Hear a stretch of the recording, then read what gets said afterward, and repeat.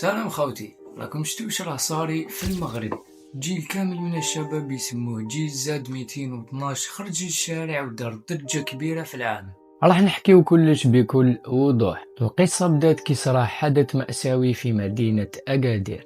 تماك ماتوا 8 نساء حوامل في مستشفى عمومي بسبب الإهمال. الناس تما تصدمت وتخلعت، ومن هنا بدات الشرارة. الشباب بداو يتنظموا في الانترنت، في انستغرام، تيك توك وحتى ديسكورد، وداروا حركه سموها جيل زاد 212 هو كود المغرب. ما كاش زعيم، ما كاش حزب، غير شباب واعي مربوط بالسوشيال ميديا. بداو يخرجوا في الشارع سلميين يهتفوا ضد الفساد والبطاله والغلاء. الشباب المغربي قال انه ما بنبقاوش ساكتين ولازم صوتنا يوصل للعالم كامل. الآن راكم تسألوا وش كان رد الحكومة على هذا الشيء. الحكومة قالت أنه تتفاهم غضب الشباب ووعدت بإصلاحات في التعليم وفي الصحة. مي بزاف ناس قالوا ملينا من هادو الوعود. أبري صراو شوية مناوشات واعتقالات، بصح الأغلبية من الشباب بقاو سلميين. اللي يخوف هو أنه كيفاش الأمور تقدر تتطور إذا ما تبدل والو.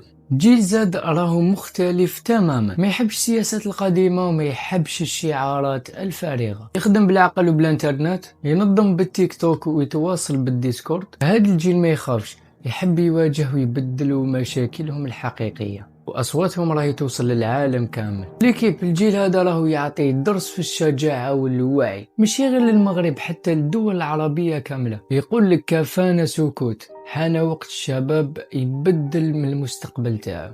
أسكرهم على حق ولا خرجوا بطريقة غلطة؟ وصلنا لنهاية الفيديو. ليكيب واش رايكم في جيل زاد المغربي؟ هل تحسوا انه راهم على حق ولا خرجوا بطريقة غلطة؟ ما تنسوش ليكيب ديروا لايك، ديروا اشتراك وشاركوا الفيديو باش يوصل لأكبر عدد من الناس.